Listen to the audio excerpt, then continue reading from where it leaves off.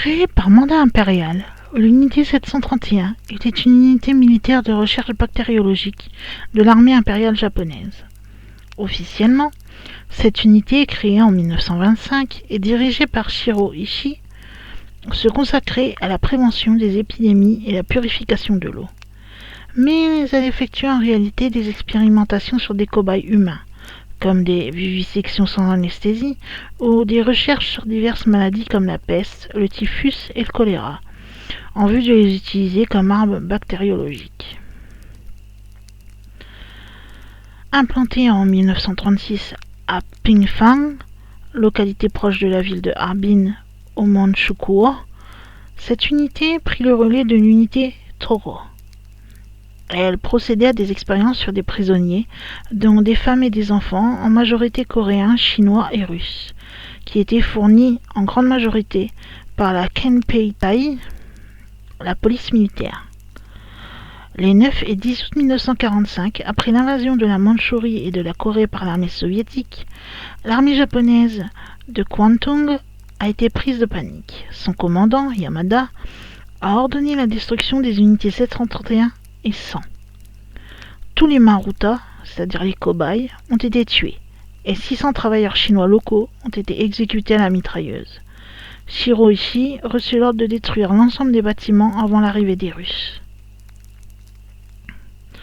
Au terme de la guerre, les membres de l'unité 731 ont négocié avec le général Douglas MacArthur et les autorités américaines un pacte, les soustrayant aux poursuites intentées par le tribunal de Tokyo.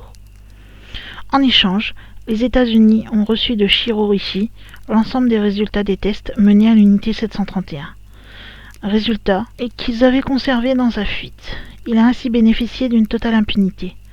Des membres de l'unité ont toutefois été condamnés par les soviétiques lors d'un procès tenu à Khabarovsk en 1949.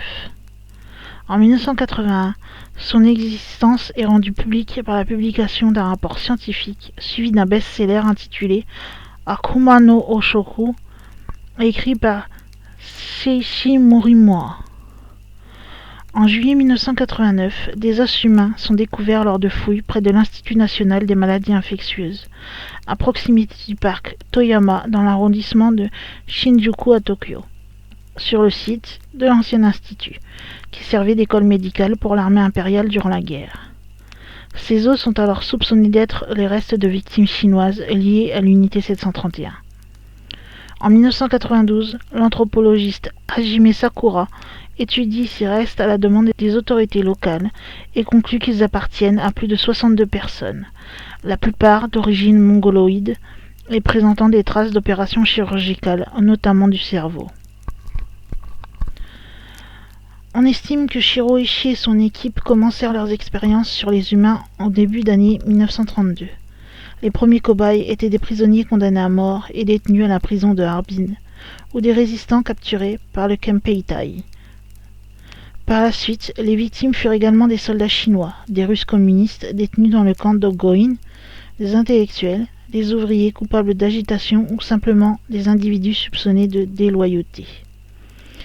À compter de 1936, avec la création de l'unité 731 à Pingfang et la destruction du site de Beiyin, les expérimentations s'étendirent aux femmes et aux enfants, à qui on distribuait le bacille du charbon mélangé à du chocolat.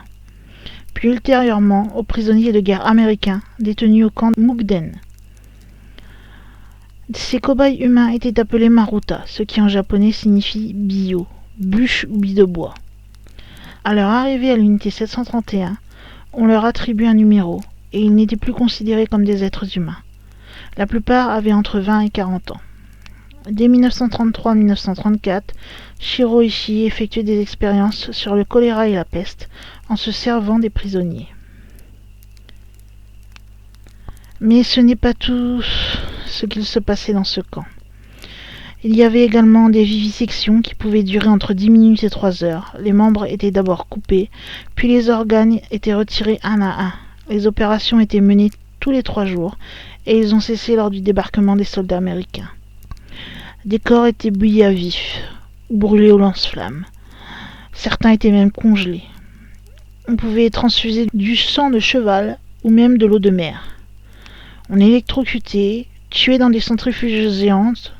Il y avait soumission de corps en rayons X.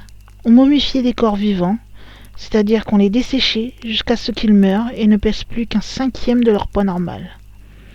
On étudiait également sur eux les effets du cyanure d'hydrogène, d'acétone et de potassium. Certains détenus étaient affamés et privés de sommeil jusqu'à la mort. D'autres furent soumis à des expériences de décompression. Par un judas aménagé dans la porte d'acier de chaque cellule, les gardiens vérifiaient l'état des marutas enchaînés.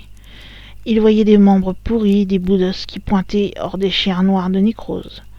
D'autres suaient dans une fièvre atroce, se tordant et gémissant de douleur. D'autres avaient le corps gonflé, d'autres encore étaient squelettiques.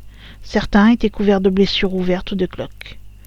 Quand un détenu survivait à une expérience, il était soumis à une autre, jusqu'à ce qu'il finisse par mourir. 200 prisonniers peuplaient ces cellules. 2 ou 3 mouraient chaque jour. Selon certaines sources, plus de 10 000 hommes, femmes et enfants seraient morts dans les laboratoires.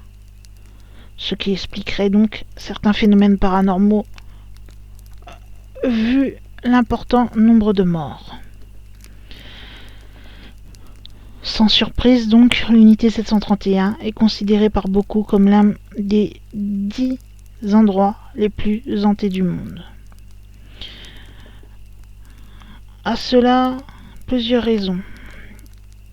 L'équipement électronique ne fonctionne plus à l'unité 731. Les lampes peuvent faiblir. Des bruits étranges et des bruits de pleurs peuvent être entendus. Il y a également des apparitions d'hommes, de femmes ou des ombres qui sont aperçues dans les ruines du site. Une silhouette fantomatique qui marche dans l'enceinte vide et qui entoure les unités Frostbite a pu être aperçue. Des lumières fantômes peuvent également être vues. Des voix fantomatiques ont été entendues. Il y a des anomalies qui apparaissent fréquemment sur les photos prises dans la région.